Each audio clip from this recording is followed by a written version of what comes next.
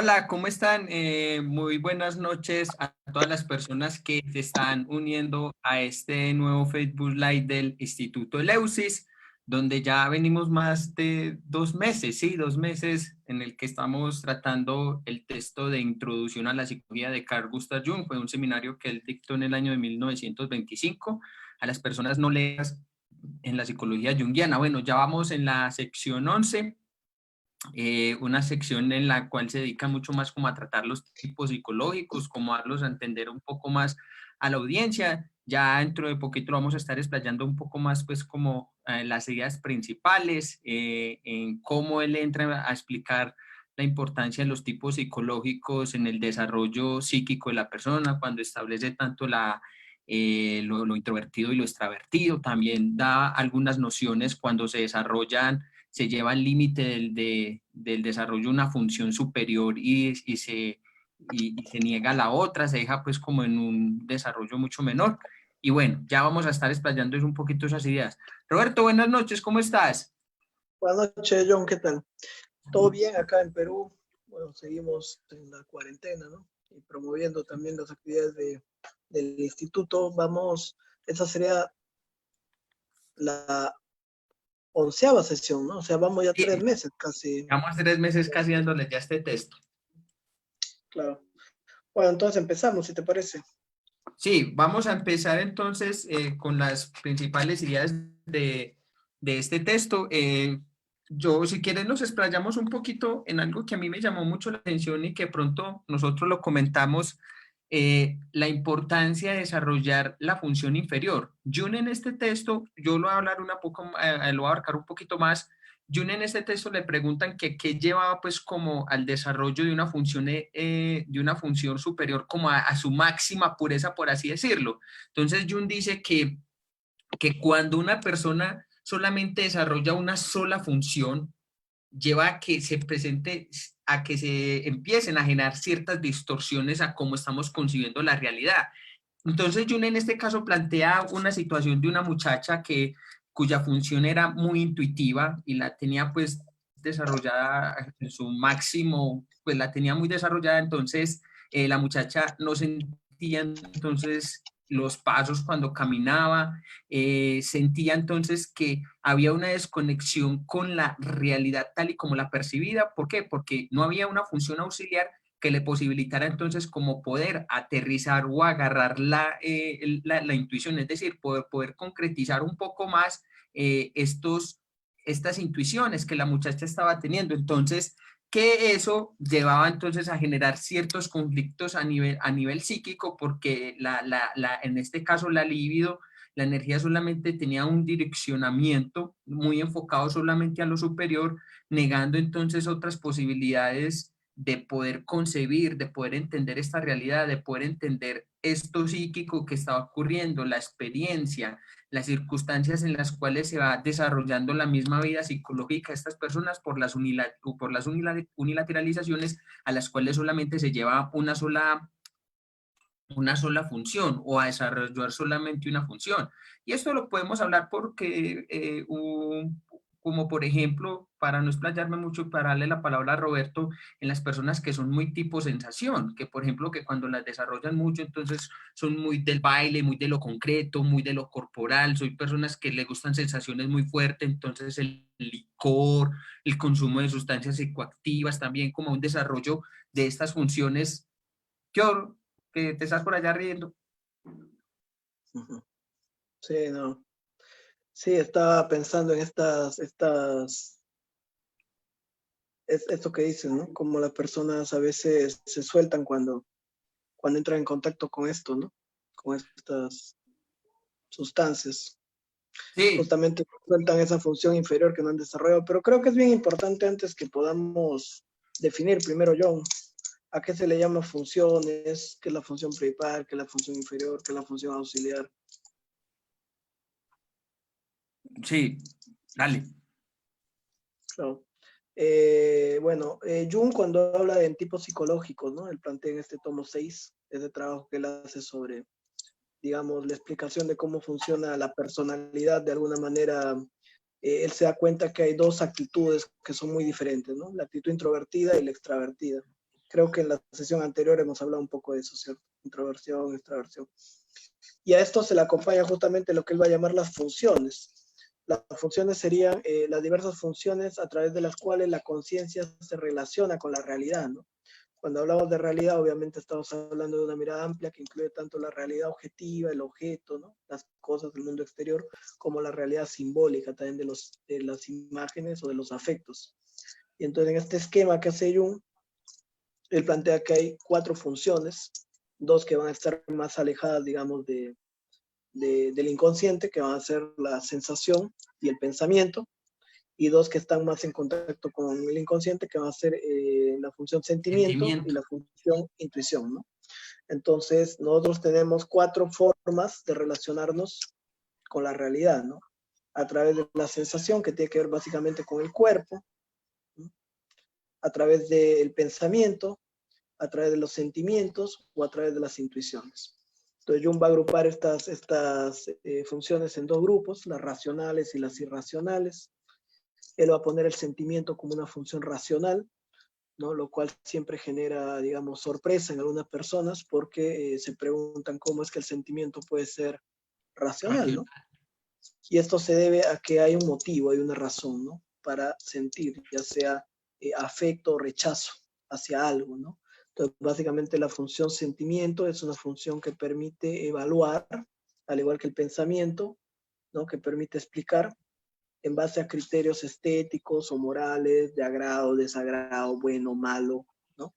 Entonces, digamos, son funciones que se basan mucho en la evaluación, ya sea la evaluación a partir del sentir o del pensar, ¿no?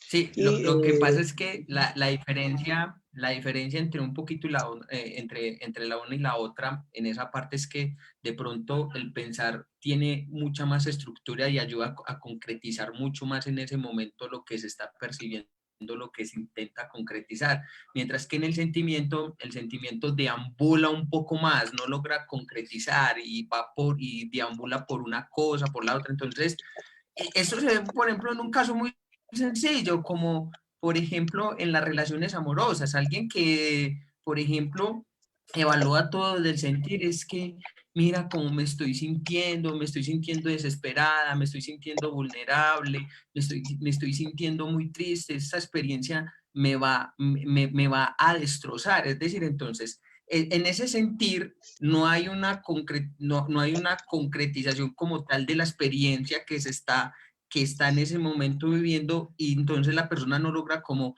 darle un direccionamiento a aquello que está pasando en ella, mientras que una persona tipo pensamiento logra direccionar mucho mejor las experiencias, concretizarlas más y darle una dirección de momento que le posibilite como poder encontrar una solución a esa situación o a ese tranque que tiene, mientras que el que está en sentimiento mira, evalúa, ¿cierto? Pero le cuesta mucho encontrar soluciones porque gira y gira y gira y gira y gira y siempre es lo mismo. Y digamos, depende también de la actitud, ¿no? No es lo mismo el pensamiento introvertido que el pensamiento extravertido, o no es lo mismo, por ejemplo, el sentimiento introvertido que el extravertido, ¿no? Entonces Jung va a introducir como estas diversidades, ¿no? Que van a generar por lo menos 8 tipos diferentes, ¿no? Va a tener, por ejemplo, un tipo que es pensamiento introvertido y otro pensamiento extrovertido, sentimiento introvertido y sentimiento extravertido, sensación intro y extra y intuición intro y extra. Entonces, cada uno lo va a describir él en el libro Tipo Psicológico, sobre todo en la descripción general de los tipos, capítulo 10 del libro. En la primera parte él hace una introducción nomás de revisión de las diversas aproximaciones o descripción o tipologías que se han hecho a lo largo de la historia del pensamiento, ¿no? De la psicología. Y justamente esto es importante porque para Jung, digamos, hay individuos que tienen una forma de ver el mundo muy distinta a otros, ¿no? Entonces, por ejemplo, esto explicaría para Jung muchas veces las dificultades de comprensión o de relación entre las personas. Si, por ejemplo, una persona es más pensamiento, como dice Jung, no es más práctico de resolver las cosas, ¿no? O una persona mucho más pragmática que sea, por ejemplo, una sensación extravertida, y está con una pareja que es como intuitiva, ¿no? Introvertida, que se pierde en sus ideas, en su mundo, obviamente estas dos formas de ser podrían complementarse, pero también generar serias dificultades en la relación, ¿no? No entenderse, no comprenderse.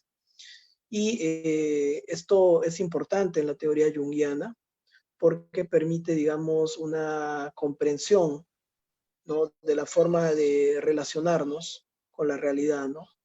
Y ver, por ejemplo, cuál de estas funciones se encuentra más desarrollada, que sería la función principal, cuáles son las funciones menos desarrolladas, que sería la función inferior, la función que genera más dificultad siempre. Por ejemplo, en el caso de que una persona sea el pensamiento, entonces la función inferior va a ser el sentimiento, que va a ser lo opuesto. En el caso que una persona sea, digamos, el sentimiento, su función inferior será el pensamiento. Entonces puede ser una persona que sea muy hábil, por ejemplo, con la inteligencia emocional, que le sea muy fácil expresar su afecto, pero cuando se trate de expresar sus ideas va a tener dificultad. Entonces, a esto es lo que se refería Jung con la función inferior, que también le estudió mucho Franz, ¿no? Sí, También Dickerman, también otro autor importante que estudia la tipología, ¿no? Y entonces, esto tiene gran relevancia, ¿no? A nivel psicológico, pero también a nivel clínico. Por ejemplo, a nivel del tratamiento, uno puede ver que si propone un trabajo, por ejemplo, muy intelectual a un paciente más sentimental, probablemente ese paciente va a tener dificultad, ¿no? En una terapia de carácter, por ejemplo, muy analítico, esa persona que es más emocional o corporal podría no encontrar una forma de sentirse acogido en ese proceso terapéutico. Y al revés, ¿no? Podríamos tener una persona que de repente es más intelectual y nosotros podríamos proponer, por ejemplo, hacer técnicas de carácter emocional tipo Gestalt, ¿no? Técnicas muy movilizadoras, y ese paciente podría más bien asustarse o generar resistencias, al no ser su función principal esta, ¿no? El sentimiento. Entonces, por eso es muy importante ese conocimiento de la tipología a nivel de la psicología analítica. No sé qué sí, piensas tú, John. sí, pero es que no solamente de la psicología analítica. Yo pienso que mínimamente pues como que quien se dedique a la psicoterapia, conocer estas funciones es fundamental, Roberto, porque generalmente qué pasa, por ejemplo, en los choques psicoterapéuticos. Por ejemplo, yo he conocido una muy racional, muy intelectual. Cuando empezaron a hacer terapia gestal, me acuerdo que terminó braviando a la terapeuta y la mandó al carajo. Entonces la terapeuta dice, pero ¿por qué tienes estas resistencias? ¿Pero por qué eres así? ¿Y por qué tal cosa? Entonces, lo que lleva también como a generar choques y conflictos a la hora de realizar un trabajo terapéutico, un trabajo que pueda conciliar y que la persona medianamente empiece a desarrollar aquella parte que aún no ha desarrollado esa parte, esa función inferior, que en este caso sería el sentimiento, pero entonces cómo se empieza a contactar de una manera mucho más sutil, más analítica, más despacio, sin ser tan invasivo a la hora de desarrollar una función con la cual no ha contactado, porque eso sería peligroso y inmediatamente puede generar, a pesar de que las personas que son tipo pensamientos son muy estructuradas también, le puede generar también una desestructuración si no se sabe manejar este tipo de técnicas o de recursos según el tipo psicológico de la persona. O ahora bien, si tú, por ejemplo, una persona que es tipo sentimiento, le vas a, por ejemplo, poner una logoterapia de tu voluntad, de sentido, ir a encontrar entonces esa trascendencia, el sufrimiento y eso, pues la persona se va a bloquear y no va a saber qué hacer porque tiene otra función pensada que no ha desarrollado, que no ha constituido, entonces va a ser muy peligroso para esa persona. Entonces, o si es una persona que es muy intuitiva y, por ejemplo, le produces técnicas de tipo sensación, como por ejemplo, como puede ser una experiencia psicodélica, otras O experiencias danza, que pueden ser de danza, ¿no? carácter mucho más Movimiento. video, videos, la puedes estructurar, le puedes generar, entrar en un pánico o en un brote presicótico porque no, su capacidad función que tiene No desarrollada no le va creo, a contener la ay, función inferior que es. no creo que sea ¿Ah? tan vulnerable, ¿no? No creo que sea tan vulnerable el yo como para No, desestructurarse, claro, lo que pero pasa es que todos los casos son diferentes. Sí, todos los no casos es al son revés. diferentes, solo que que solo Pero que digamos, también... lo que sí es que esto es muy importante porque lo que te dice es que no todas las personas tienen las mismas formas de relacionarse y la misma habilidad para lidiar con ciertos contenidos. Entonces, Eso, es hay a eso lo gente que que, me... digamos, le es muy fácil lidiar con la intuición, con la imaginación, ¿no? Con los sueños, con los símbolos, y hay gente que le cuesta mucho comprender un símbolo. Entonces, si yo intento, por ejemplo, con una persona que es más tipo sensación, ¿no? Más de hacer, de entender, práctico, ¿no? Digamos, de que esta persona entienda a profundidad sus símbolos, sus sueños, posiblemente no va a lograr, digamos, al menos al inicio, ¿no? Resultados satisfactorios en ese trabajo. Claro, Entonces, por eso la recomendación es partir de la función que tenga más desarrollada la persona. Si la persona es más pensamiento, entrar por el pensamiento. Si la persona es más emocional, entrar por la emoción. Y entonces eso también nos reta a nosotros a conocer diversas formas de abordar, ¿no? A la persona. Por ejemplo, sabemos que hay técnicas que se pueden, o estilos, encajar muy bien en cada una de las funciones. Por ejemplo, si trabajamos la función del pensamiento, podemos usar mucho el análisis, digamos, podemos usar mucho el abordaje más filosófico, el diálogo socrático, la más, asociación, ¿no? más Si analítico, hacemos, sí, si hacemos, por ejemplo, un trabajo más emocional, podemos trabajar con técnicas de carácter más experiencial, fenomenológico. como el arte, la fenomenología, ¿no? La Gestalt. Pero si, por ejemplo, trabajamos desde un punto de vista corporal, con movimiento o con psicodrama o con técnicas más de Biodanza. carácter bioenergético, ¿sí? O la caja de arena, ¿no? O Y trabajamos con técnicas de carácter más intuitivo, como pueden ser la imaginación activa, el análisis activa, de sueños. sueños, símbolos, mitos. Claro, pero definitivamente tenemos que ir viendo cuáles son los recursos que le son más útiles al paciente, ¿no? De acuerdo a su tipología. Claro, lo que pasa es que hay un gran problema. Yo eso te lo escuchaba, creo que eso fue a Pael hizo esa conferencia en el año 2012 y 2013, no me acuerdo bien, donde Cuca decía algo que a mí me llamó mucho la atención cuando decía que los terapeutas se blindaban mucho en las técnicas, se blindaban mucho a la hora de estar con el consultante, entonces se blindaban mucho con técnicas, entonces no permitía como ese encuentro con el otro de una manera genuina que posibilitara entonces Ujú. poder descubrir y mirar, yo ya aquí ya lo estamos llevando en el ámbito junguiano, poder descubrir y mirar según ese tipo psicológico qué herramienta le puede posibilitar a esa persona un desarrollo. Y eso también tiene que ver también mucho en la capacidad del terapeuta y en su creatividad y en su espontaneidad y en los recursos que tiene de poder mirar Y acá según la sería lo función opuesto, ¿no? psicológica que tiene desarrollada, cómo esa Mm. persona a partir se le puede aportar algo también que ni siquiera esté como en el recetario de técnicas y de estrategias, sino que el terapeuta también en ese trabajo, de pronto vos que tenés ya mucha más experiencia, poderle decir, ve, confiar también en esa intuición o en ese desarrollo que también ha hecho el terapeuta, esto puede Pero también ir. digamos, acá es todo lo contrario, ¿no? O sea, no se debe entender, por ejemplo, la aproximación basada en esta mirada de la tipología como algo técnico, sino más bien como algo relacional.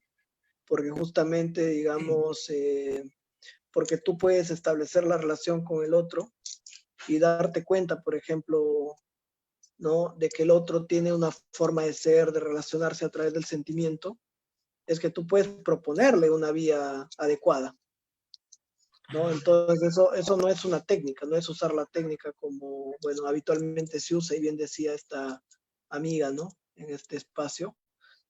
No se trata, por ejemplo, de esconderte detrás de la imaginación activa o de la, digamos, de técnicas psicodramáticas, ¿no? Para evitar ese encuentro, sino todo lo contrario. Es gracias a que uno puede comprender al paciente, comprender su forma de ser, su tipología, ¿no?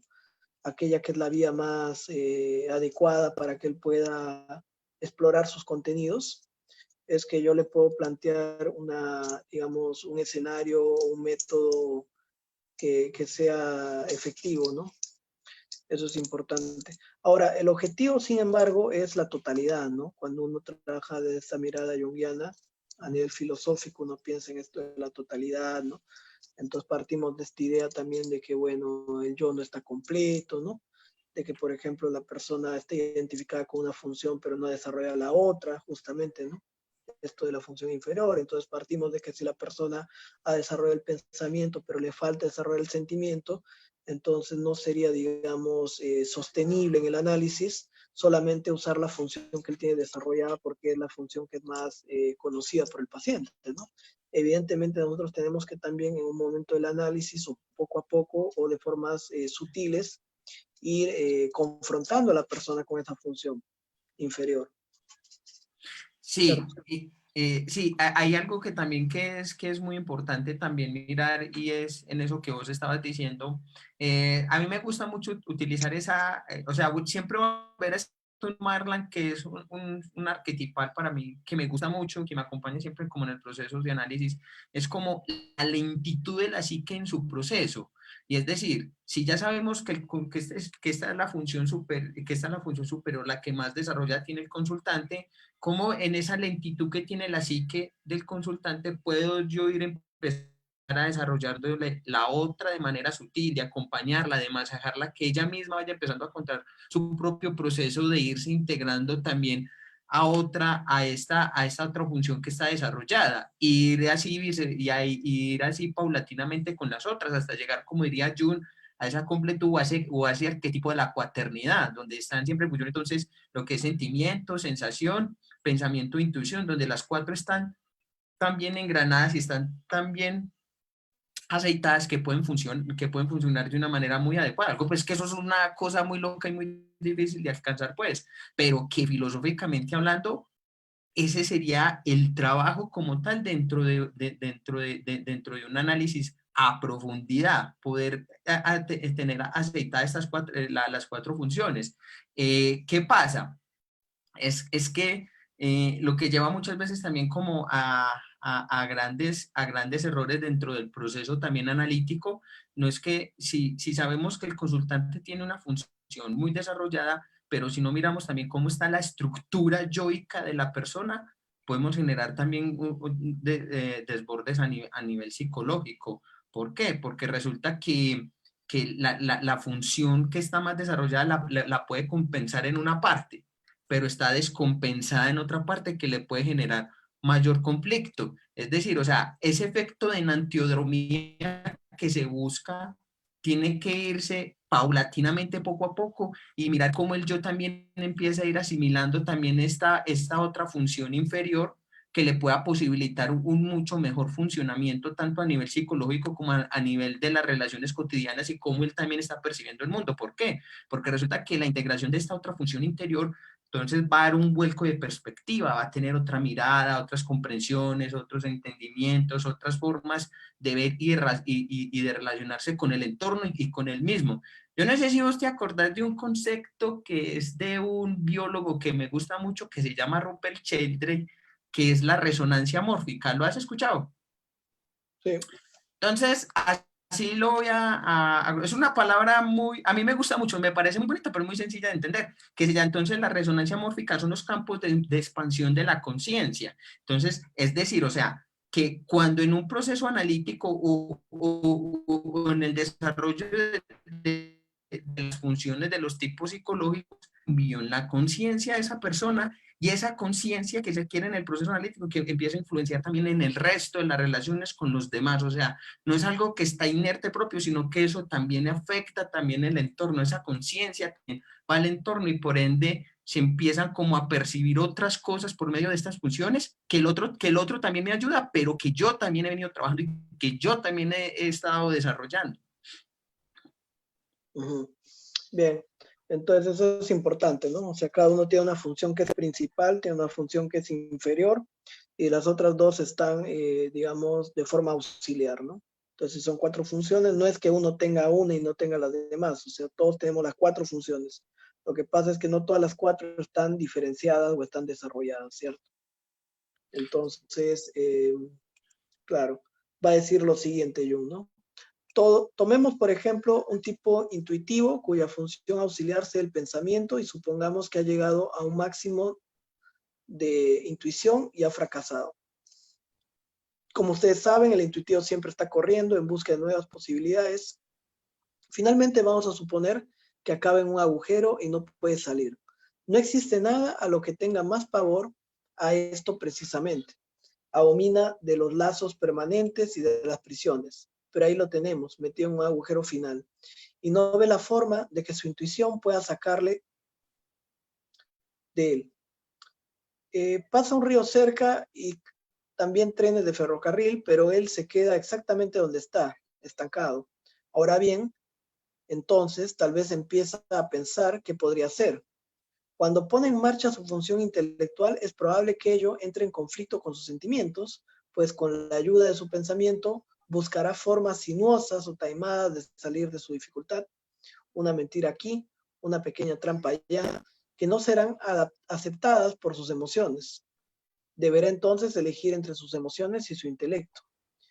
Y en el proceso de tomar esta decisión advierte la brecha que media entre ellos los dos. Saldrá de este conflicto mediante el descubrimiento de un nuevo ámbito, a saber, el reino de la sensación. Y entonces, por primera vez, la realidad adoptará un sentido nuevo para él, para un tipo intuitivo que no ha cultivado sus sensaciones. El mundo propio de todo tipo sensitivo le parece muy similar a un paisaje lunar, es decir, vacío y muerto.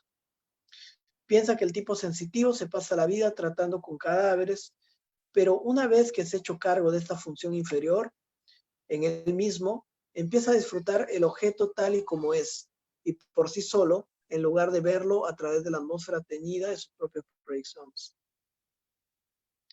El siguiente paso consiste en llevarla al punto de que sus sentimientos y sus pensamientos entran en conflicto. El tipo intuitivo hace sus sentimientos absolutamente lo mismo que hace con sus pensamientos.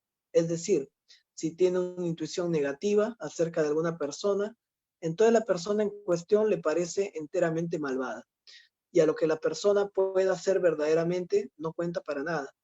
Pero poco a poco, esta paciente comienza a preguntarse cómo es el objeto al fin y al cabo, y a sentir el deseo de vivenciar el objeto directamente.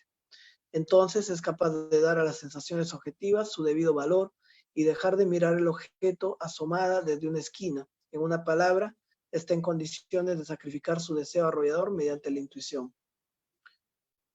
Entonces, digamos, para explicar esto, ¿no? Una persona intuitiva que se apoya en el pensamiento, que es un tipo, digamos, bastante frecuente, puede ser una persona que, digamos, se estanca en un momento porque ha desarrollado estas funciones, pero estas funciones no le están permitiendo, digamos, eh, desarrollar aspectos opuestos que él requiere para seguir su proceso de individuación, por así decirlo. Entonces, lo que él tendría que hacer es recurrir a las otras dos funciones. Pero como la función auxiliar es el pensamiento, dice Jung, muchas veces ese pensamiento va a entrar en contradicción con la otra función auxiliar, que va a ser el sentimiento. Entonces, la única salida que Con va a el encontrar la sentimiento. persona va a ser desarrollar la función inferior, o sea, la función que más ha despreciado, que menos relevante le parecía. En el caso de una persona intuitiva, que es una persona que puede estar abierta mucho a crear grandes proyectos, a tener grandes ideas, a perderse mucho en las imágenes, en los símbolos, la función exterior, que es justamente la función más concreta del cuerpo, del hacer, ¿no? Puede parecerle algo poco valioso, poco importante. Sin embargo, en cuanto esta persona empieza a asumir esa función inferior, empieza a darse el movimiento, ¿no? La transformación. Y lo mismo para Sí, cualquier otro tipo. La persona sí, pensamiento que desarrolla su emoción, o la emoción que desarrolla su propio pensamiento, o la sensación, ¿no? Personas desconectadas totalmente de su mundo imaginal, ¿no? Que de pronto empiezan a darle importancia a este aspecto, ¿no? Entonces, de todas maneras, lo que se requiere es este paso, ¿no? sí, sí, fíjate que yo te voy a complementar ahí algo con eso que estás diciendo y que le estamos hablando ahorita, es que el desarrollo de una sola función en su máxima potencia y cuando ya no hay recursos es lo que es una neurosis tal que no posibilita ver otras formas de entender las cosas, de vivir las cosas, de analizar las cosas, de comprender las cosas, de aproximarse a las cosas, porque ya los recursos psicológicos de una sola función desarrollada ya se agotaron, ya no sirven, ya no me posibilitan a mí otras formas de mirar. Es como un ejemplo, por ejemplo, lo que estaba mencionando Roberto, generalmente los que son tipo pensamientos muy racionales, las cuestiones del amor y el enamoramiento y los sentimientos les cuesta demasiado, les cuesta muchísimo. Entonces empiezan entonces a racionalizar, es que el amor es esto, es lo uno y lo otro, pero también llega un momento que por efecto de la psique misma, hay una parte que anhela también entonces el cariño, el afecto, el amor, el enamoramiento, el compartir con el otro y una persona mucho más sensible, de un mucho más sentir, pero que no se atreve como tal porque está tan en sí misma o en una sola función, pero que llega un momento que sí o sí la tiene que desarrollar, es decir, porque la misma psique también lo va pidiendo, también lo va demandando. ¿Por qué? Porque si no, ¿qué? Hay un reduccionismo total de la vida psíquica, hay un reduccionismo y una limitación como tal de la psique que empieza a generar también otro tipo de complejos en las personas que solamente han desarrollado una sola función. Y pasa, por ejemplo, en estas personas, yo no sé si de pronto a usted ha pasado, Roberto, que estas personas cuando desarrollan una sola función tienden, hay veces, algunas se quiebran muy fácil y terminan, por ejemplo, en situaciones, por ejemplo, en una borderline, terminan entonces en un psiquiátrico porque ya no tienen más recursos psicológicos con que enfrentarse a las experiencias. Entonces, eso también es como un llamado a esos borderline que hay muchas veces en ciertas situaciones crisis de la vida, es el llamado a empezar a desarrollar esa función inferior, relegado a un segundo plano. ¿Para qué? Para posibilitar lo que es otro enriquecimiento y otras miradas de la vida y el enriquecimiento psicológico. Pero bueno, yo justamente decía que hay tres aspectos en función de la tipología, ¿no? El primer aspecto es el giro, ¿no? El punto de inflexión, el quiebre, que él decía que se iba a dar en la mitad de la vida.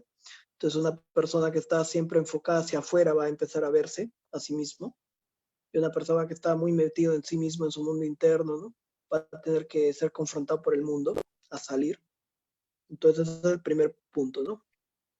El segundo punto tiene que ver con el desarrollo muchas veces de los opuestos, ¿no? Por ejemplo, y en la misma función principal hay opuestos. Por ejemplo, yo podría ser una persona que tiene muy desarrollado el pensamiento extrovertido, pero que me cuesta mucho el pensamiento propio, ¿no? Introvertido. O al revés, una persona que tiene un buen pensamiento propio, criterio, cuestiona, ¿no? Todo lo pasa por, por su propio criterio, pero que le cuesta mucho, por ejemplo, aceptar ideas de otros. Sí, o hasta incluso ir al cuestionamiento y al debate también con el otro. Algo que, por ejemplo, lo que es el pensamiento muy extravertido, este cuestiona, indaga, siempre está en función de la crítica hacia el otro, pero hacia Más introvertido, sí, pensamiento más introvertido. pero Ajá. hacia tener un propio pensamiento introvertido, de cuestionar lo propio, de analizar lo propio, es muchísimo, es mucho. También puede ser una dificultad justamente, que puede criticar mucho al otro, pero no criticar el propio pensamiento. Sí, Claro, conocemos. por eso igual con el sentimiento, ¿no? Una persona que puede ser muy atenta, muy empática con el sentimiento del otro, pero que le cuesta mucho hablar de él, expresar la emoción.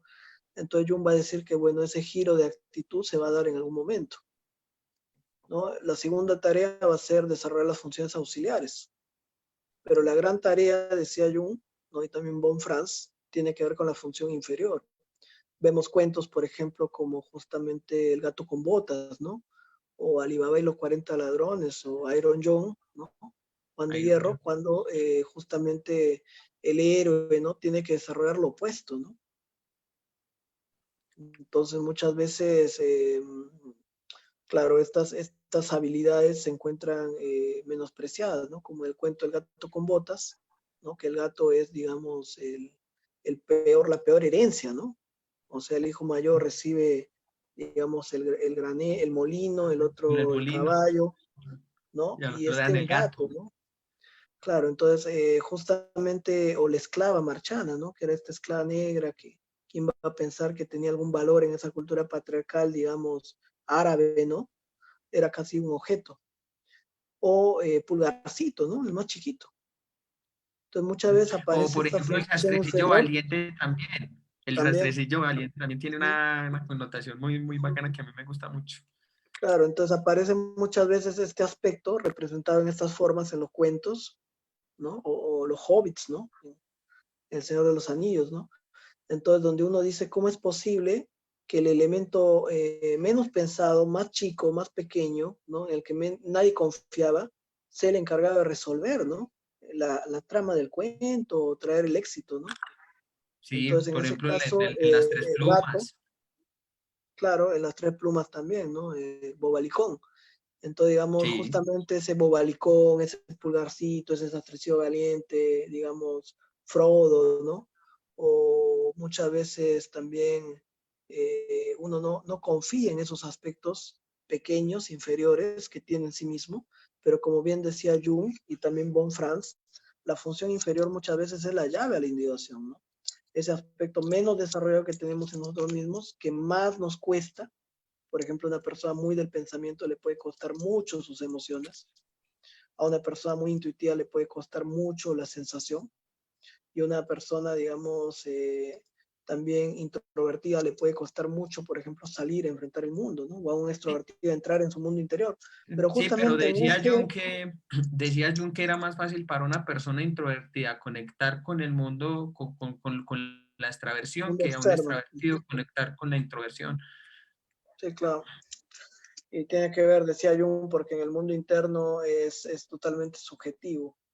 En cambio, el introvertido, digamos, si bien es cierto, puede tener dificultad de adaptarse a la realidad social y todo esto, puede saber a qué se enfrenta, ¿no? Pero en el caso del extrovertido que entra a su propio mundo interior, le es mucho más amenazador. Le es mucho más amenazador y mucho más desestructurante. Entonces, ahí es donde, por ejemplo, en el extravertido, entonces siempre va en la huida, entonces en el consumo de sustancias psicoactivas, en el consumo, entonces, de psicodélicos y de experiencias trascendentes, porque Porque es si se ve desde esta mirada que tú estás planteando, yo en esto, ¿no? Que habitualmente se presenta como un viaje interior, ¿no? Por ejemplo, el uso de LSD o de drogas o mm, psicoactivos, ¿no? En realidad no tiene que ver nada con uno, sino más bien es un viaje exterior, ¿no? Porque, digamos, sí, es una forma de evadir la propia interioridad muchas veces. o es la superficialidad supremamente esa experiencia cuando me dicen, no, me pegué voy a decir en términos muy Sí. paisas por aquí, es que no, hermano, me pegué un viaje con ayahuasca y yo, pero llegaste el mismo huevón. ¿Qué entendiste, no? ¿Qué entendiste? ¿Qué viste de ti? Nada, o sea, no Sí, conecta nada, con o sea, con la propia vida. Queda en la imagen. pasan intocados. Sí. Entonces, en las experiencias, por ejemplo, muy de los extravertidos con esto, no hay realmente ese contacto con esa parte interior, sensitiva, Introspectiva. Ujú. introspectiva, pues que es tan fundamental. No, ellos pasan así como un pajazo mental bien echado y paren de contar, pero siguen también en esa misma búsqueda metafísica también, pero que en últimas instancias los desestructura porque eso sería dar como un efecto de enantiodromía y un cambio en su vida tan radical que ellos no están dispuestos a hacer ese sacrificio y a hacer ese cambio que conlleva internamente. O sea, no es que desde afuera se lo impongan, sino que la misma psique, lo mismo inconsciente, también lo arrastra a esa situación, ya que no lo asuma, es diferente. Bueno, entonces siempre va a estar también presente esta idea, ¿no? Del introvertido, el extrovertido, la función superior, inferior, los opuestos. Entonces dice Jung al respecto, ¿no? Ciertamente ver la parte superior y la parte inferior es una actitud introvertida, pero ese es justamente el lugar que ocupa el introvertido. Guarda una distancia entre él mismo y el objeto, y por ello es sensible a las tipologías. Puede separar y discriminar. No quiere tener demasiados hechos e ideas rondando de acá por allá. El extrovertido siempre está requiriendo hechos y más hechos. Habitualmente tiene una única gran idea, una idea gruesa, y podríamos decir que representará la unidad existente que subyace a todos estos hechos. Pero el introvertido querrá dividir esa misma idea gruesa. Entonces son dos formas diferentes, ¿no? Mientras el introvertido se pierde en las posibilidades, el extrovertido busca como cosas concretas. Sí. Entonces el introvertido El, siempre el, el, está de alguna manera buscando diversos estímulos. El Sí, lo que extrovertido necesita ver el objeto, tener seguridad, saber qué se va a hacer, a dónde se va a ir, ¿no? Sí, lo que pasa es que el extravertido en este caso concretiza mucho más fácil la experiencia, la concretiza mucho más, la tiene más latente, más plantable, necesita contactarla y estar ahí, sentirla, saber que está presente. Mientras que el introvertido, como es una cuestión muchísimo más subjetiva, entonces divaga un pocho, es que un pocho, divaga un poco más entonces en esas experiencias internas, le cuesta un poco concretizar mucho más esa parte porque necesita de lo externo para poder darle a eso para asimilarlo mucho mejor, para poder concretizarlo mucho mejor. Entonces, eso, ay, ¿cómo es que le llamaba yo una vez? No me acuerdo, en este momento se me vuela la idea. Pero que en últimas instancias, o sea, es decir, el trabajo que viene tanto del introvertido como del extravertido, es si es una persona que, por ejemplo, en lo introvertido, por ejemplo, lo que es, va más fácil, por ejemplo, lo que es una depresión en este caso, siempre los va a tender como a asimilar mucho más o saber mucho más trabajar estas experiencias a nivel melancólico o a nivel Claro, de soledad. puede entrar mejor en la comprensión de sus contenidos internos, ¿no? Puede Eh, elaborarlo. eso. Mientras que al extravertido lo agarra una depresión y eso mejor dicho, se ve para lo que es eso lo desbarata muy feo. Pero entonces el introvertido tiene mucho más esa capacidad de poder contemplar mucho más como estas experiencias a nivel emocional tan fuerte, porque sabe que ahí hay un contenido valioso que rescatar, que entender, que asimilar, que es propio para su subjetividad y para su desarrollo psíquico. Dice lo siguiente, ¿no? No existe ninguna conexión lógica, pero voy a observar que constituye una diferencia temperamental entre las dos actitudes. Los introvertidos quieren ver las cosas pequeñas que se vuelvan grandes y que las cosas grandes se vuelvan pequeñas. Los extrovertidos les gusta ver las cosas grandes y no quieren ver que las cosas buenas cambian a peor, sino siempre a mejor. El extrovertido aborrece la idea de pensar que contiene en sí mismo un opuesto infernal.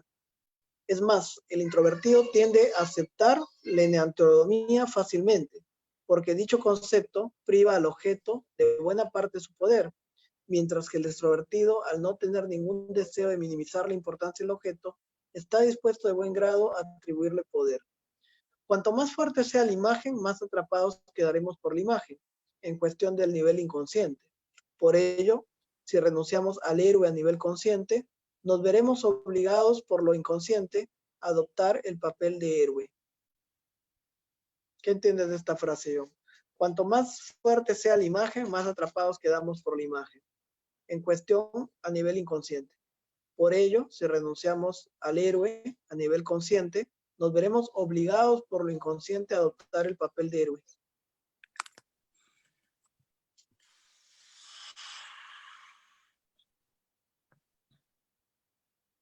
O sea, yo lo que siento ahí, o lo que entendí, o lo que percibo de esa frase, o lo que logro captar desde mis ideas, es que es decir, si no hay una diferenciación de los contenidos, es decir, o sea, de las imágenes, si no nos diferenciamos de ellas, puede que nos vemos atrapados por ellas. O sea, es decir, que empezamos a seguir mandatos inconscientes o posturas inconscientes que están determinando lo que es nuestra realidad psicológica.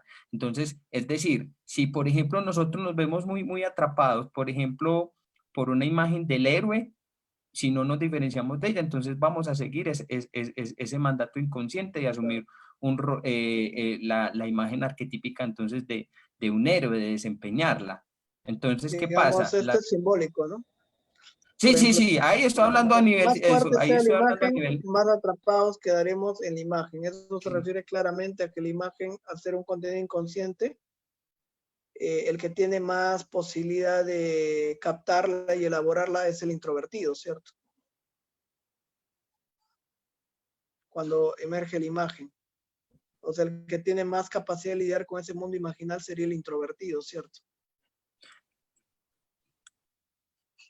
el introvertido, sí, y más si, por ejemplo, si es, lo que pasa es que si es un intuitivo, Y si el intuitivo va a tener mucha más capacidad de poder percibirlas, de poder contactarla, pero si es también, desarrollan esta parte, lo que es también, entonces la parte de la sensación también la puede concretizar mucho más. O sea, no se puede tampoco pues ir como solamente a tienda solamente por lo inconsciente sin tener en cuenta cuál es la parte de la extraversión también hay o de lo consciente, porque si no Pero quedar estaríamos, atrapado por la imagen se referiría básicamente a quedar atrapado por lo inconsciente.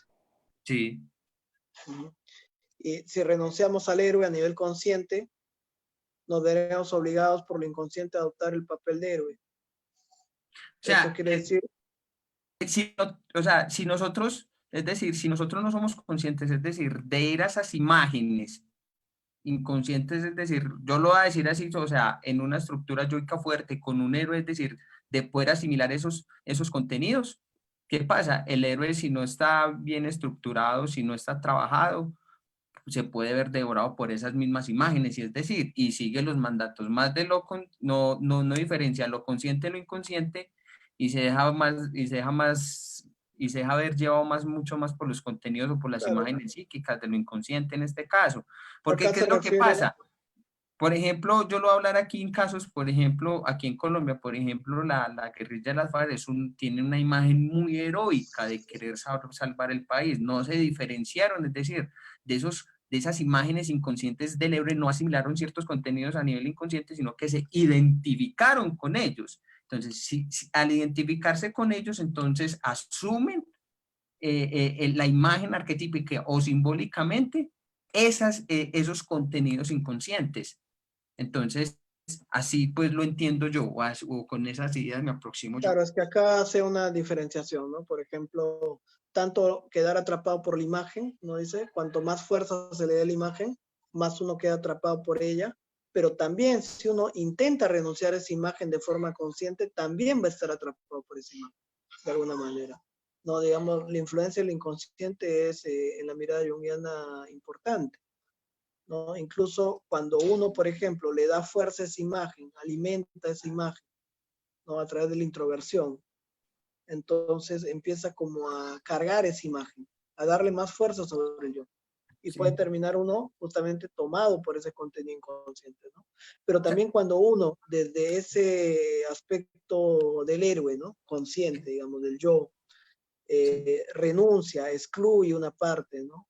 Es probable que esa parte también después emerja, ¿no?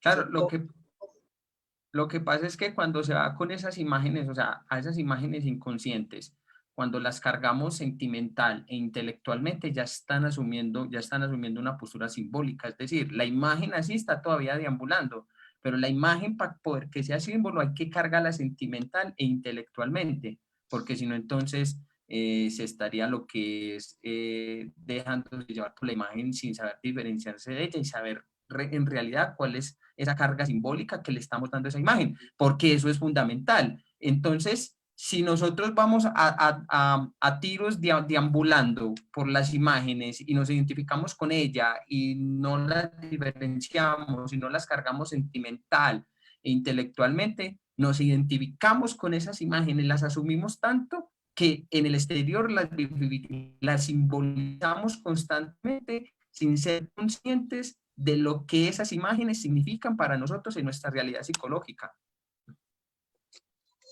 Pero yo lo entiendo esto, John, como esta idea de que, bueno, tanto si uno no atiende estos contenidos inconscientes como si uno intenta, digamos, de alguna manera reprimirlos, uno va Mm. a terminar igual tomado por eso. No, no, por eso, es que eso te lo entiendo perfectamente, pero solo es decir, o sea, si no se atienden, es lo que yo te estoy diciendo, no, si no lo atendes, llegas en un momento que inconscientemente te vas a identificar con ellos y arquetípicamente y simbólicamente los vas a tender a representar y no vas a ser consciente de lo que simbólicamente eso representa. Entonces, Ujú. me hiciste acordar de un caso que vos contaste de un consultante, pues que no lo voy a mencionar acá, de un muchacho que, ay, no es que no lo puedo contar. Entonces, pero es más o menos así, que él no logró diferenciarse de esos contenidos inconscientes, él lo representaba, pero no sabían simbólicamente qué significaba eso en su realidad psicológica. Entonces, mientras que vos cuando logras cargar sentimental e intelectualmente esas imágenes y sabe qué significa simbólicamente, va a ser mucho más fácil así, integrarlas, diferenciarlas y darles lugar en en la realidad psicológica de una manera consciente, es decir, que tengan su lugar, pero que ya sabes, ya sos consciente de lo que eso significa, mientras que cuando inconscientemente te dejas llevar por las imágenes, la estás representando simbólicamente, pero no sabes qué significa, estás siendo llevado con ella, la estás vivificando, pero no tienen esa carga simbólica y sentimental a nivel consciente. Para hacer una referencia final a esto, John, ¿no? Entonces, en este capítulo, básicamente, Jung va a plantear varias ideas, ¿no? La primera es la idea de las funciones, cómo se organizan en principales, auxiliares e inferiores, primera idea. La segunda idea es la idea de que siempre está en la tipología presente el tema de los opuestos, ¿no? Que se ve en la introversión, extroversión, ¿no? Pero también en función principal y inferior, pero también a nivel de las funciones auxiliares, ¿no? Como en este ejemplo que pone que muchas veces la función pensamiento y la del sentimiento, que están a nivel auxiliar en una persona intuitiva, pueden entrar en contradicción, ¿no? Y esa contradicción justamente es lo que lleva a la persona a tener que ir hacia su función inferior, ¿no? Porque las auxiliares no está pudiendo encontrar, digamos, la solución al problema en el que está. Entonces, y otro aspecto importante que aparece acá es la de las representaciones de estas funciones que encuentra Jung, ¿no? Que asocia Jung con ciertos contenidos mitológicos o contenidos del libro rojo, ¿no? Por ejemplo, la lucha entre el héroe y el dragón, para Jung puede ser también un aspecto de esta lucha entre la función principal y la inferior.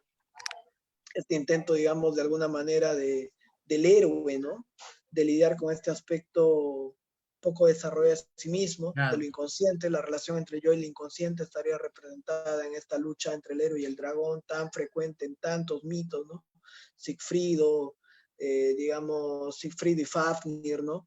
O Tiamat y Marduk, entonces San Jorge y el dragón, entonces esto es frecuente. Entonces la serpiente, dice Jung, alude pues, y aquí volverá a haber un mito del héroe. Por lo que se refiere al significado de las dos figuras, ¿no? Ahora citando a Salomé, dice, Salomé sería una figura del animal ciega, dado que a pesar de conectar lo consciente y lo inconsciente, no ve la acción de lo inconsciente. Elías sería una personificación del elemento cognitivo y Salomé la del erótico. Mejor dicho, en esta representación de Libro Rojo, ¿no? Jung plantea, digamos, la polaridad pensamiento y sentimiento, siendo Salomé el sentimiento y Elías el pensamiento, que podríamos decir también que Elías sería una representación del logos y Salomé del eros, ¿no? Y la serpiente sería el aspecto inferior de la sensación, ¿no? La sensación inferior y la intuición sería un aspecto auxiliar también. Entonces dice Jung, Elías es la figura del antiguo profeta pleno de sabiduría. Se podría considerar estas dos figuras como personificaciones del logos y el eros, plasmadas de una forma muy específica. Ello tiene un valor práctico con vistas a la recreación intelectual, pero dado que logos y eros son términos puramente especulativos y no son científicos en ningún sentido, sino irracionales, es mucho mejor dejar las figuras como están, a saber, como contingencias y experiencias. Entonces, este pasaje, ¿no? Así como la referencia que hace Jung a la figura del héroe y el dragón, y la que hemos hecho nosotros también en los cuentos de hadas, ¿no? Como Pulgarcito, el Sastrecillo Valiente, el Gato con Botas, nos dicen que estos aspectos, ¿no? Estas diversas representaciones de las funciones están siempre presentes, ¿no? Siempre presentes. Entonces, no es lo mismo una persona que tiene muy desarrollado el pensamiento que una que tiene muy desarrollada la emoción. Sí, Entonces, son dos formas diferentes de enfrentar el mundo, la vida, ¿cierto? Claramente diferenciadas, marcadas. yo no sé si te has dado cuenta que hasta incluso por las mismas funciones psicológicas que tenemos, hasta incluso se escoge lo que es el perfil profesional en muchos casos. Claro, y Por hay un test, ejemplo, ¿no? De Myers-Briggs que se usa mucho en el eso, ámbito relacional. es, por Briggs and ejemplo, Myers, ¿no? sí, Que te por quieres ejemplo, un perfil de un ejecutivo así, tienes que encontrar a alguien sensación, pensamiento. Eso, o por ejemplo, lo que es un artista tiene que ser intuición, sensación, o sentimiento, sensación, o intuición, sentimiento, bueno, en fin, las que en ese momento converjan más. Por ejemplo, a un ingeniero le tiene que ir lo que es pensamiento, sensación, a un ingeniero civil. Y por ejemplo, lo que es, por ejemplo, en el caso de la psicología o los que dedican al caso de la psicoterapia, tiene que ser claro, mucho intuición, sensación, o las cuatro totalmente, pensamiento también. Entonces, Dependiendo del enfoque psicológico, ¿no? claro, dependiendo, porque por ejemplo un cognitivo conductual es más pensamiento que cualquier otra cosa y sensación a más no poder. Entonces, Sí, claro. entonces eso también define mucho lo que es el propio tipo psicológico de la persona, lo que es en su quehacer en psicoterapia también, o en las mismas profesiones y en los mismos ámbitos relacionales, a la hora de buscar pareja. Eso es muy, aunque uno lo diga, eso es como un preludio, el tipo psicológico es como un preludio de lo que más adelante pueden llegar a ser lo que son nuestras relaciones interpersonales, profesionales, familiares, No, etcétera, sobre etcétera, etcétera. todo puede ser una fuente de transformación, pero también puede ser una fuente de dificultades, ¿no? Porque, digamos, son lenguajes diferentes. Una persona sensación, por ejemplo, que está acostumbrada a hacer deporte, ejercicio, perfil de ingeniero, ¿no? Con una persona de repente que es profunda, intuitiva, muy afectiva, ¿no? Al inicio se pueden atraer porque son polos opuestos, pero Estos, después no pueden conciliar, digamos, la vida en sí, común, ¿no? claro, porque, por ejemplo, Hay va a muchas haber choque. dificultades. Por ejemplo, Ujú. si una mujer que sea bien sentimiento y el hombre bastante Un pensamiento, pensamiento. va a llegar entonces que a aplastarla psicológicamente, es un punto, pero mire, pero usted por qué llora tanto, pero usted por qué siempre es así tan sensible y siempre sintiendo cosas que yo no sé qué, entonces la paga, la paga, la paga, la reduce, la reduce. Y la queja de ella va a ser justamente lo opuesto, de que él no la ve, de que él no atiende sus emociones, No es nada. de Y que hasta él no habla incluso nunca de él, que él no tiene tiempo para la relación. O eso, sea, y ahí es donde, justamente. por ejemplo, y ahí es donde, por ejemplo, hasta incluso se da esa infidelidad en ese tipo de parejas. ¿Por qué? Porque entonces esta mujer va a decir, va a buscar entonces un hombre entonces que esa parte sensible, No sé si va sensitiva. a buscar, Bueno, pero bueno, lo muchas que pasa es que veces uno no sabe, uno encuentra, dice puede, pero uno uno que ha encuentra, conocido. claro, uno encuentra a alguien que justamente llena esa carencia, ¿no? Claro, pero le digo, en ese caso también se busca. Bueno, no sé, Bueno, eso también se da. Lo que pasa es y que todo eso es como muy relativo en también y muy estos temas subjetivo. Es de pareja. en esos temas de pareja también es muy frecuente que la gente piense que el otro hace lo que hace conscientemente, ¿no? No, Por eso es ejemplo, que más. le diga al otro, bueno, tú nunca me escuchas, ¿no? Y esta idea de los tipos justamente es esta idea de que, bueno, uno no hace esto porque lo elija, sino porque tiene una tendencia. Para Jung las tendencias introvertida, extravertida, la función principal eran prácticamente heredadas, ¿no? Entonces Sí, uno la puede desarrollar lo opuesto, sí, pero va a haber una tendencia predominante, incluso en los niños, tú ves en una misma familia dos bebés que son totalmente diferentes. Uno puede ser pensamiento y el otro sentimiento. Y son sí, dos personas totalmente distintas que han recibido la misma crianza, ¿no? sí, eso, y ahí es donde, pero ¿por qué si usted me salió tan juicioso y por qué por ejemplo, un tipo pensamiento, un tipo intuitivo que son más, pero este es más disciplinado, más juicioso, cumple con las cosas, con las tareas, no le va mal en el colegio, no tiene problemas, pero un niño en este caso con un tipo psicológico de sensación, entonces es hiperactivo, juega, corre, toca, mueve, hace porque esa es su función.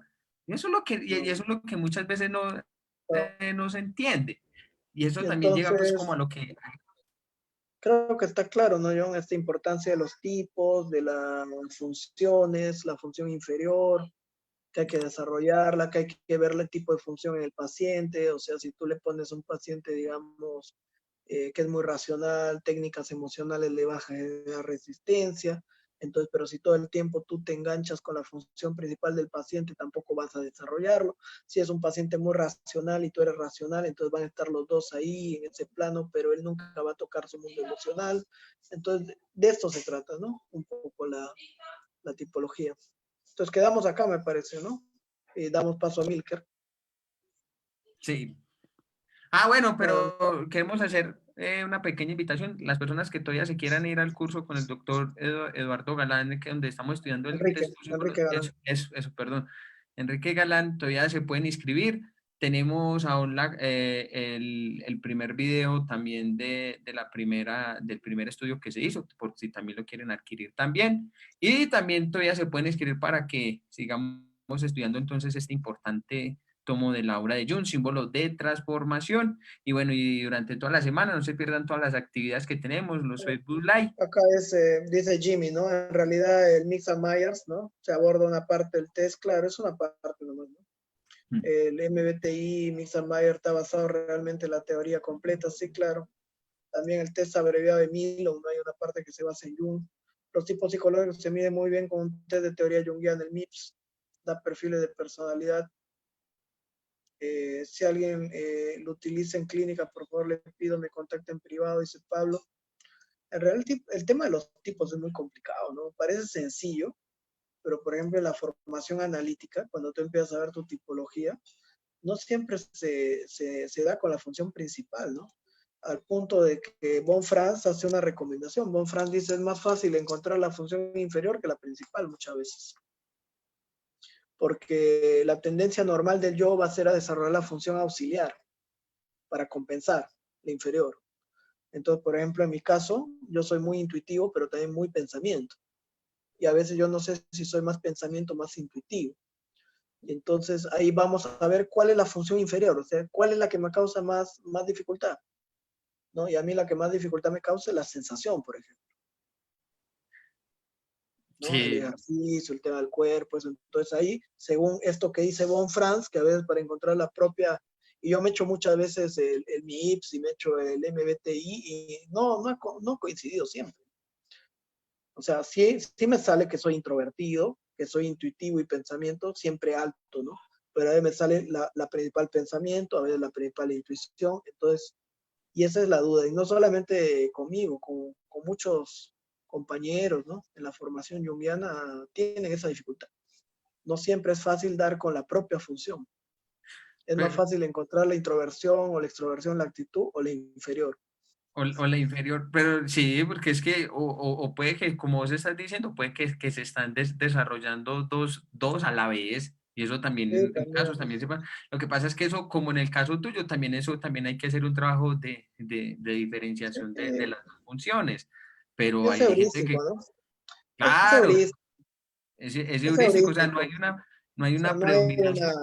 sí, nadie puede decir, o sea, exactamente esta es mi función. Y además Sí, tenemos siempre el cuatro, sí, ¿no? sí, porque yo Bueno, pienso que si usted dice que esa es su función, usted también se está reduciendo entonces psicológicamente entonces a una sola. Pienso que hasta incluso cuando llegan consultantes, por ejemplo, yo he conocido artistas que son a nivel de sensación y a nivel de intuición mortales, pero lo que es el pensamiento, esa es muy fácil, sí, es que esta es la inferior, pero tienen otras dos muy desarrolladas también, o lo mismo que el bueno, sentimiento también. vamos a darle paso a Milker ahora. Y ¿Va? Muchas bueno, a gracias, nos todos, vemos la otra semana. Hasta luego. bueno, este,